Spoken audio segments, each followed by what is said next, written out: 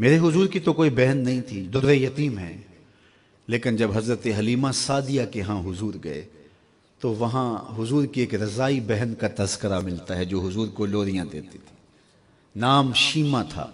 تو شام کے وقت جب خواتین کھانا پکانے میں مصروف ہونے لگتی تو بہنیں ویر اٹھا کر کے باہر لے جاتی۔ ہر بہن کا خیال یہ ہوتا کہ میرے ویر سے سونا زمانے میں کوئی نہیں۔ کہتے ہیں خوبصورتی دیکھنے والے کی آنکھ میں ہوتی ہے، جس کے ویر کا رنگ سونا ہوتا تو وہ کہتی رنگ نہیں تو کچھ بھی نہیں ہے، اور جس کے نقوش تیکھے ہوتے تو وہ کہتی کہ رنگ کا کیا ہے، حسن تو نقوش میں ہوتا ہے۔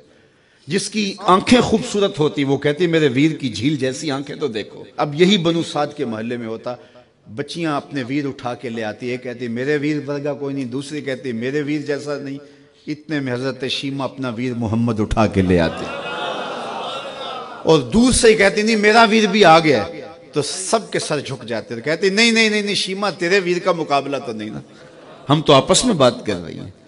اور پھر جب کسی بہن کے ویر کو متفقہ طور پہ ساری کہہ دیں کہ تیرا ویر ہی سونا ہے تو پھر اس کا فخر دیدنی ہو نا، پھر ان کا ذوق آسمان کو چھونے لگتا۔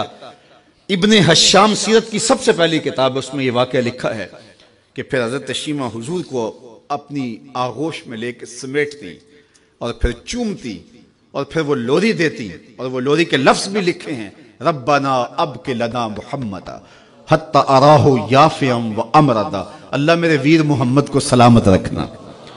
آج یہ پالنے میں بچوں کا سردار ہے، کل وہ لمحے آئے جوانوں کا بھی سردار ہو۔ اور پھر جھوم جاتی اور کیا خوشی ان کی دیتنی ہوتی۔ اور پھر وہ منظر بھی آیا کہ حضور علیہ السلام مکے چلے گئے اور یہ جوان ہوئیں اور پھر ان کی شادی کسی قبیلے میں ہو گئی۔ آقا کریم نے اعلان نبوت کیا، 13 سال کا وقت کٹا اور پھر حضور مدینہ شریف چلے گئے۔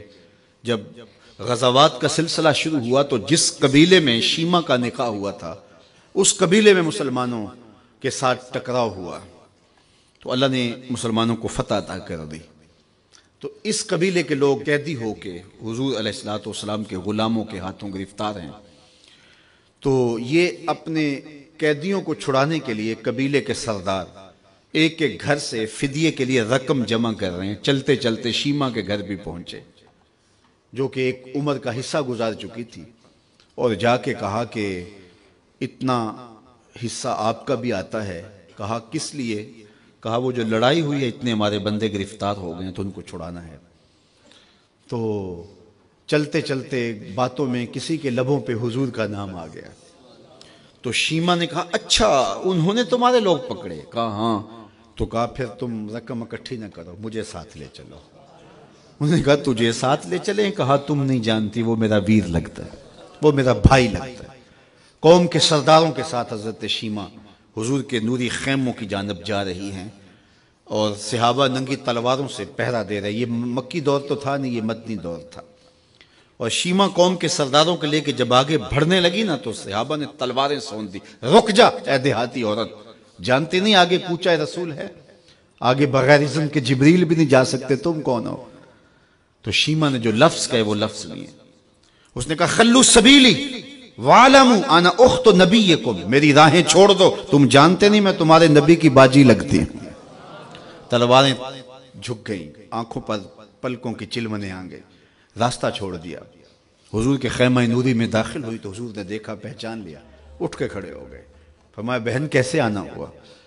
آپ کے لوگوں نے ہمارے کچھ بندے پکڑے ہیں، چھڑانے آئی ہیں۔ تو فرمایا بہن تو نے زحمت گوارا کیوں کی؟ تو پیغام بھیج دیتی میں یوں ہی چھوڑ دیتا، لیکن تم آ گئی ہو، اچھا ہوا ملاقات ہوئی۔ پھر حضور نے قیدیوں کو چھوڑنے کا اعلان کیا اور کچھ گھوڑے اور چند جوڑے حضرت شیمہ کو حضور نے تحفے کے طور پہ دیے۔ ویروں کے دروازے پر بہنیں آئیں تو ویر خالی تو موڑا نہیں کرتے، تو حضور نے بہت کچھ عطا کیا اور پھر رخصت کرنے خیمے سے باہر آئے تو صحابہ کی جماعت منتظر تھی۔ فرمایا صحابہ جب میں قیدی چھوڑا کرتا ہوں میری عادت تمہیں معلوم ہے کہ میں پہلے تم سے مشاورت کیا کرتا ہوں، آج ایسا موقع آیا کہ میں نے تم سے مشاورت بھی نہیں کی اور قیدی بھی چھوڑ دیے۔ کہا جو چاہیں آپ کریں، لیکن کیوں مشاورت نہیں فرمائی حضور؟ اگر ارشاد فرما دیں تو فرمایا اس لیے کہ میرے دروازے پہ میری بہن آ گئی تھی۔ کوئی لاؤ تو صحیح زمانے میں ایسا، کوئی لاؤ تو صحیح زمانے میں یہ جمال اور یہ حسن اور یہ کمال رکھنے والا، تو پھر کیوں نہ ہم اپنی ساری زندگی اس آقا کے نام لگاتے ہیں۔